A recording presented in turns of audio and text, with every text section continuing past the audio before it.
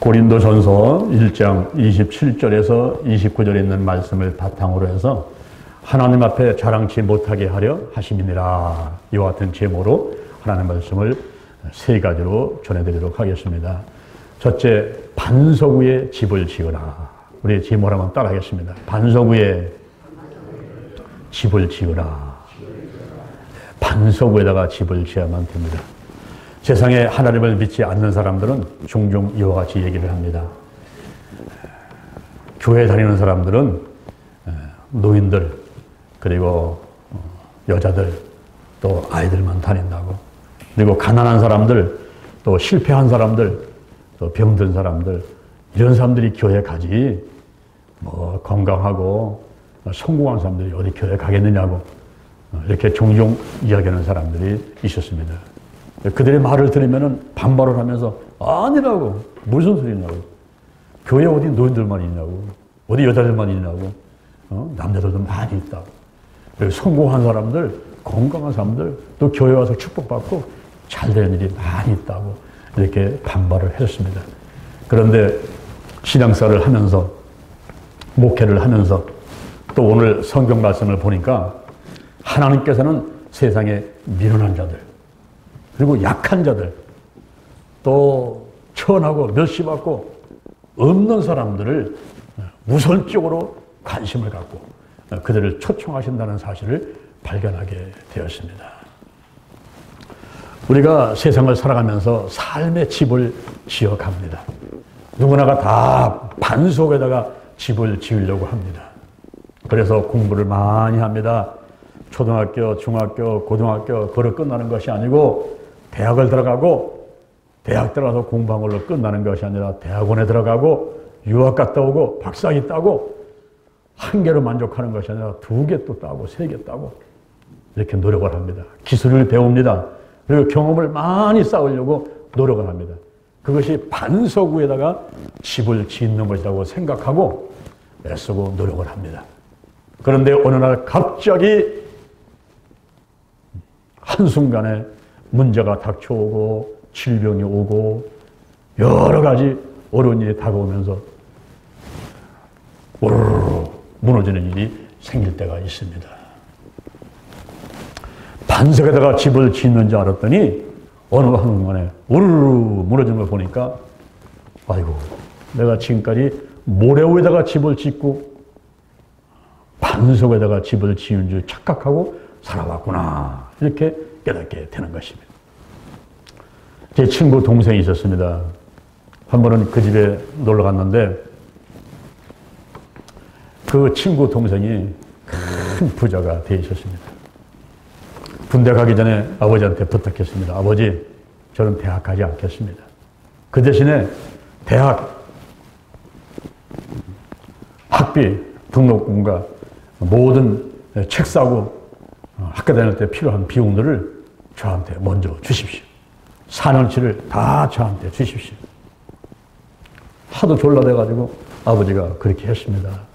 이 아이가 군대를 가면서 증권회사에 다니는 친구한테 그 돈을 맡기고 군대 갔다가 와보니까 그 친구가 주식을 사가지고 조금 불려가지고 큰 돈을 마련해놨습니다. 그 주식을 다 팔아가지고 또 땅을 사가지고 거기다 건물을 짓고 또 팔고, 허름한 집 사가지고 리모델링해서 또 팔고, 이렇게 하면서 돈이 점점 많이 벌어나가지고 아버지한테 좋은 아파트 부모님한테 사드리고, 형은 큰 공장 하나 내주고, 그리고 아내한테는 레스토랑 내가지고 돈 많이 벌도록 또 해주고, 본인도 열심히 또 부동산에 관계된 일을 하면서 돈을 더 많이 모게 되고, 자가용도 좋은 자가용을 타고 이렇게 아주 부자가 된 그런 상태에 있었습니다. 제가 친구 집에 놀러 갔다가 그 동생을 보고서 야, 축하한다. 너 정말 성공했구나. 요즘에 교회는 잘 나가지?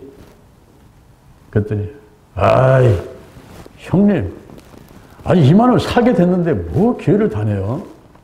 아이, 예수 그딴 거 뭐 믿으면 뭐 하겠어요?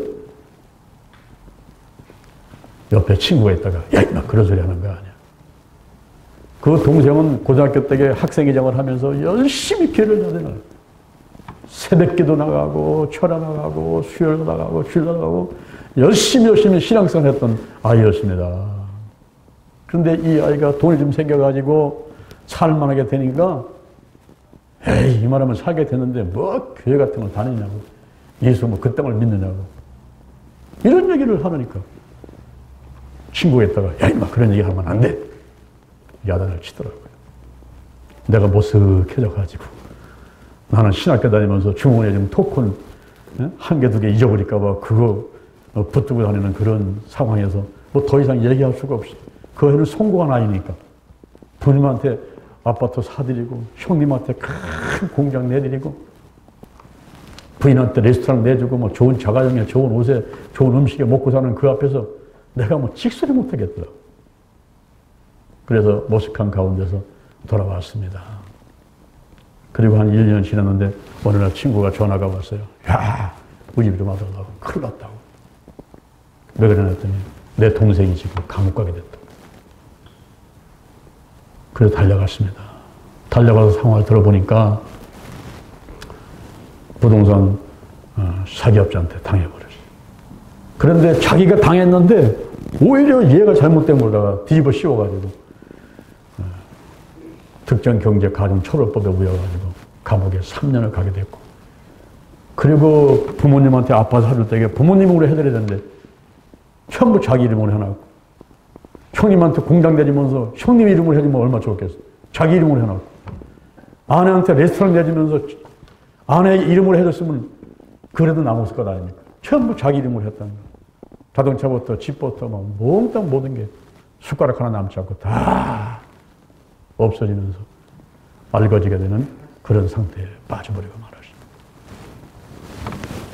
우리가 흔히 반석에다가 집을 짓는다고 생각하고 기술을 배우고 노력을 하고 돈을 벌고 경험을 쌓고 쌓아놨는데 어느 한순간에 우르르 무너지면서 그것이 반석이 아니었고 모래라는 사실을 알 때가 있습니다.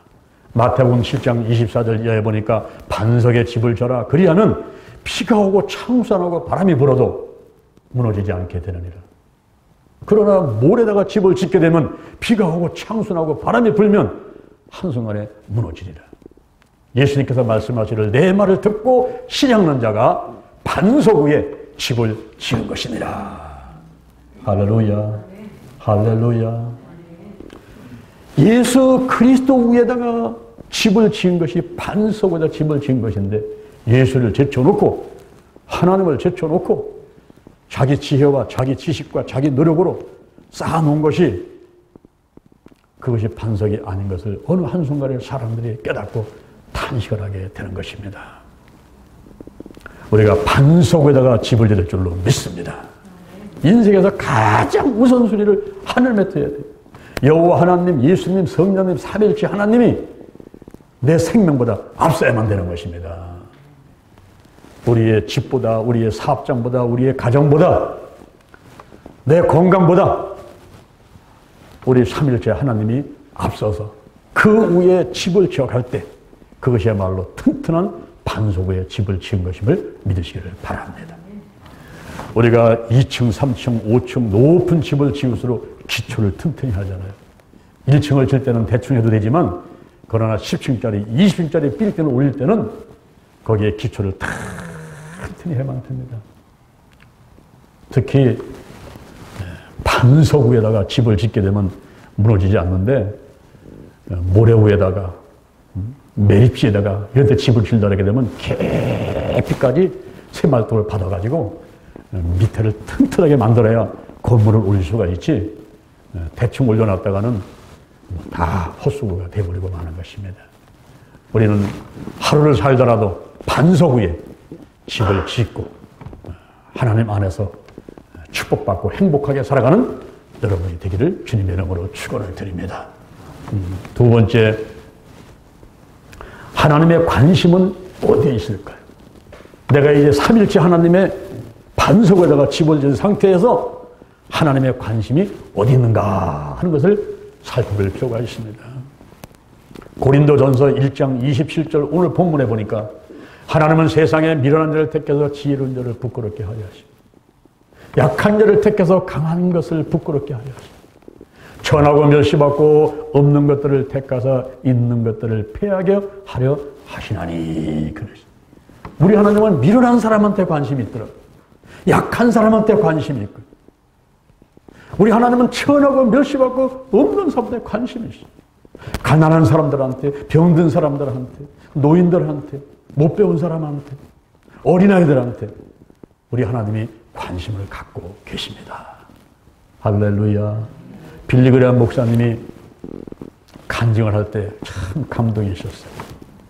빌리그레암 목사님 친구 중에 유명한 수학 천재가 있었습니다.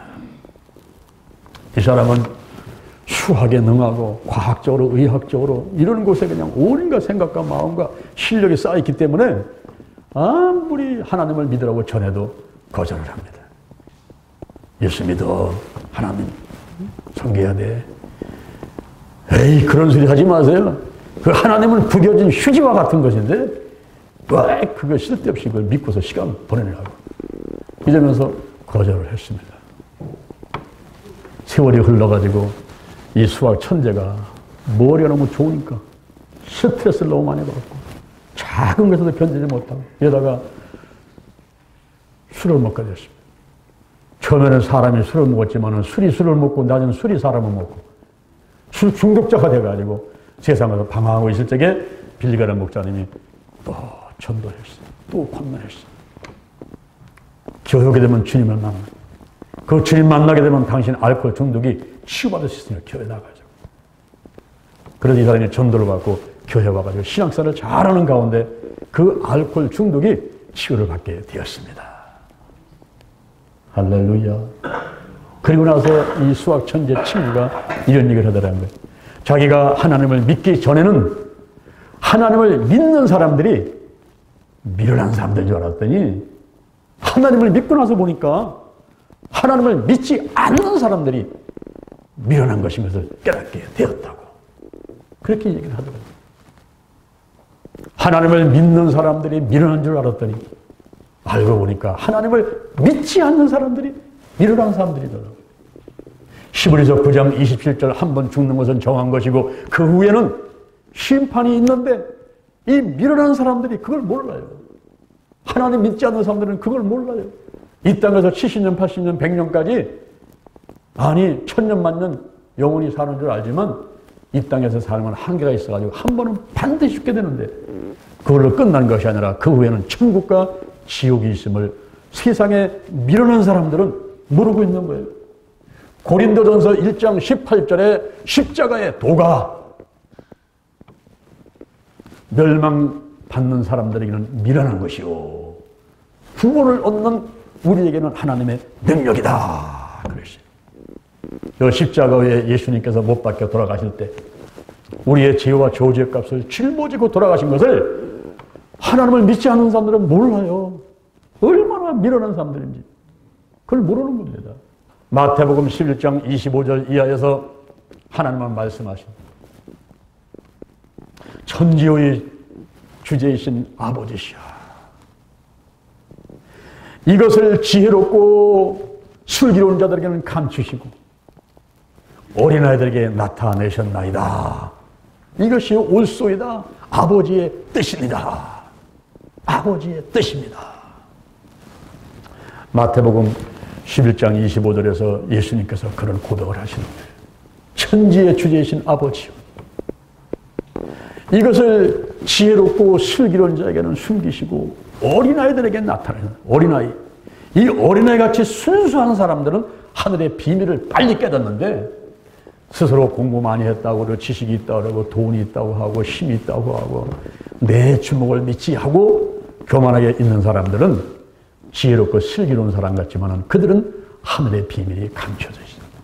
이 성경은요 이것은 하늘의 비밀인데 하나님을 믿지 못하는 사람들은 이거를 모르니까 이걸 읽지 못해.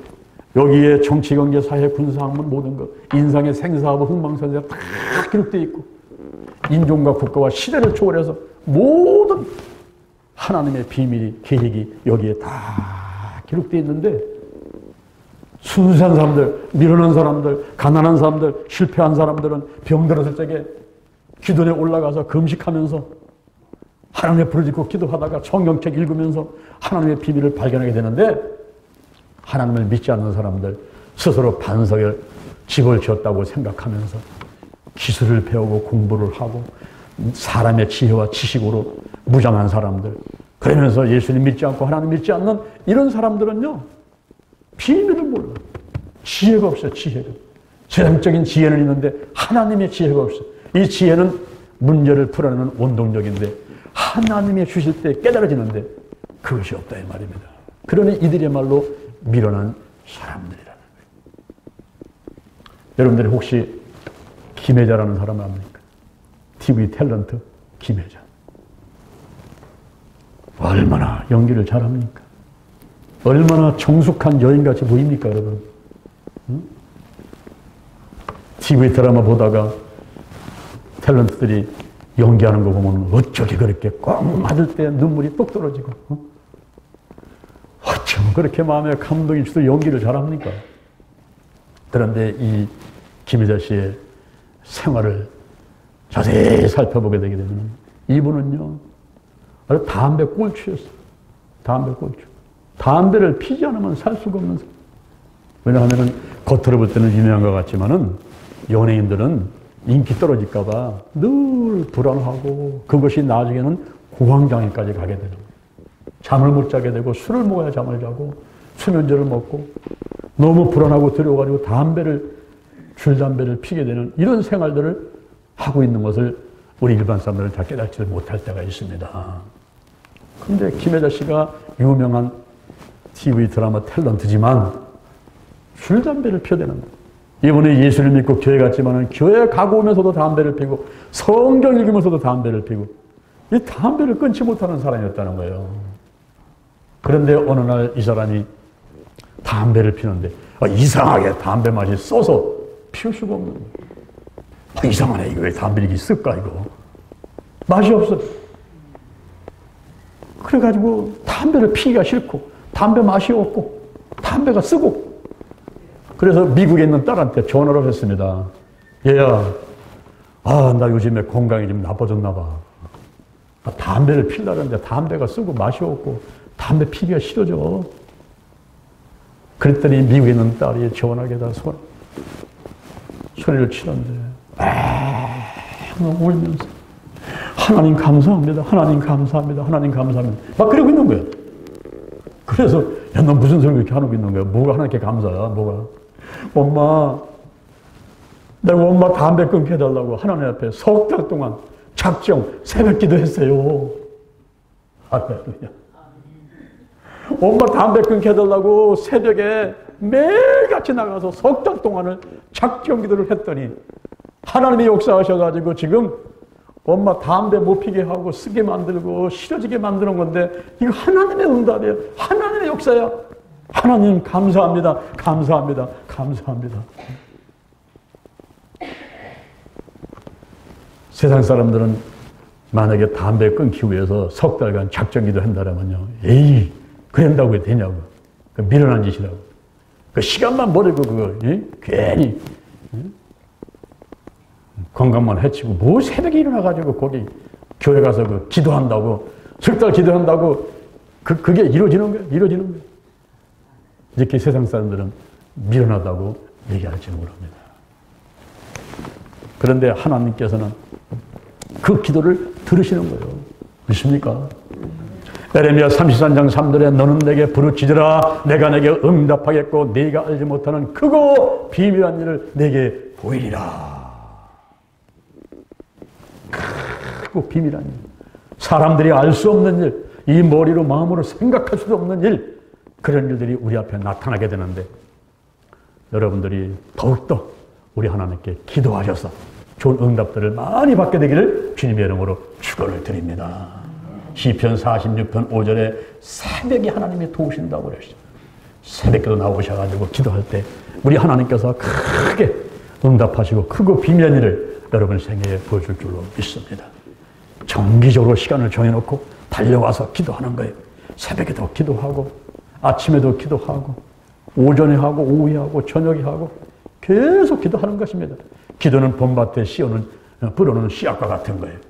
한번 뿌려놓게 되게 되면 가을이 오게 되면 열매를 맺고 수확을 하게 되지 않습니까?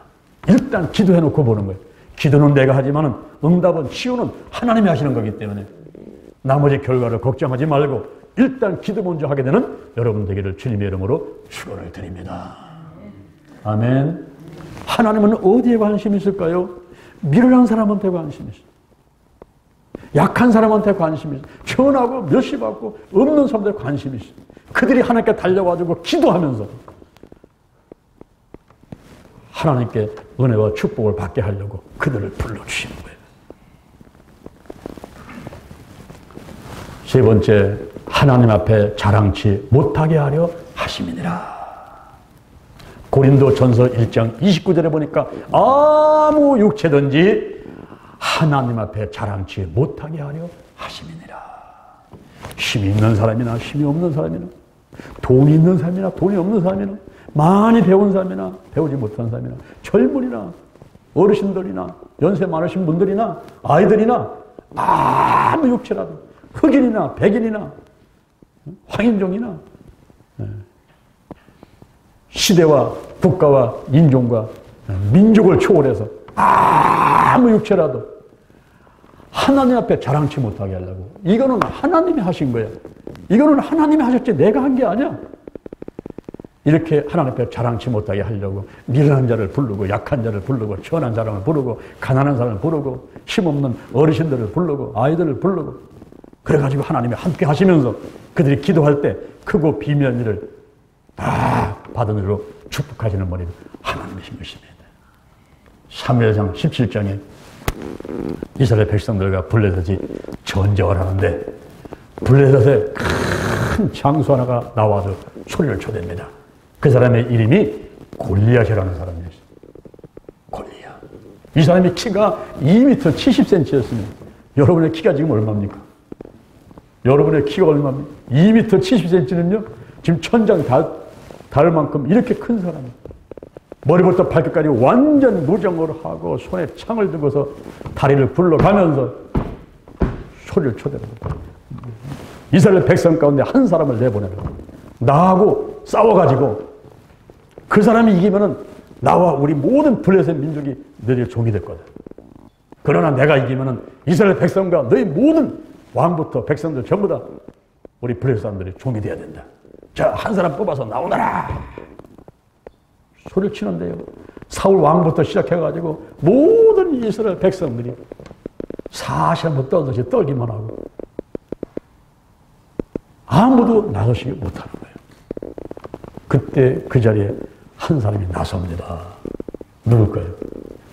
다윗이요, 다윗. 근데 다윗은 이새의 아들 8명이 있는 가운데 막내 아들인데 소년이요, 소년. 양을 치는 목동이에요. 소년이에요. 그 소년이 그 싸우는 자리에 전쟁터에 왜 왔습니까? 8명의 아들들 가운데 3명의 아들이 오늘날 말하면 군대를 간 거예요. 지금 전쟁을 하고 있는 겁니다. 그때 아버지가 그들이 걱정되니까 막내 아들을 불러가지고 얘야, 내 형들이 지금 전쟁터에서 전쟁하고 있는데 지금 상황이 어떤가 한번 가서 보고 오너라. 떡하고 곡식하고 치즈하고 먹을 거를 싸주고서는 가서 좀 상황 좀 보고 오라고. 그래서 그거 가지고 아버지 심부름 하는데 와본 겁니다.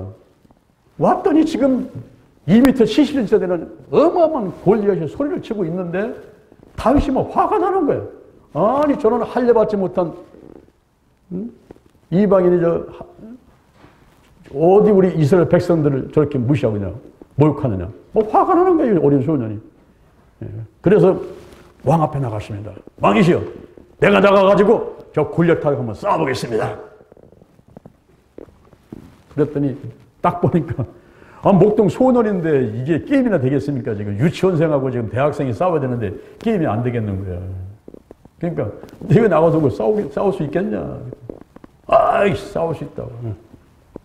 내가 지금 아버지 양떼를 키울 때 사자와 곰이 달려들게 되면은 그냥 내가 쫓아가가지고는 그 입에서 내 양떼를 뺏어오고 그랬는데 내가 나가서 싸울 때 아니 사자와 곰의 발톱에서 지켜주는 하나님께서 나를 저 할례받지 못한 저 골리앗 앞에서 나를 건져주지 않겠느냐고 그래. 그랬더니 사울이 있다가 그래 하나님께서 너와 함께 하기를 원하노라. 가서 한번 싸워라. 그리고서는 이제 다윗 텐타가 사울 왕의 갑옷을 입혀주려는데 다윗과 사울하고는 또 차이가 많이 나요. 예? 사울은 어린이라고 하면 다윗은 소년인데 사울의 옷을 입혀가지고 한번 입혀놔봐. 갑옷을 입혀놔봐. 두루마기 입은 것 같은 거야. 그러니까 걸리끌어가지고 싸울 수가 있어. 그러니까 나 이거 안 입겠습니다. 그거까지 벗어놓고서 나가는데 시냇가에 가서 매끄러운 돌 5개를 주워가지고 거기다 물매 이런 새총 같은 거 있지 않습니까? 물매. 그 물매하고 매끄러운 돌 5개를 집 앞으로 가는 거예요. 가면서 달려갑니다.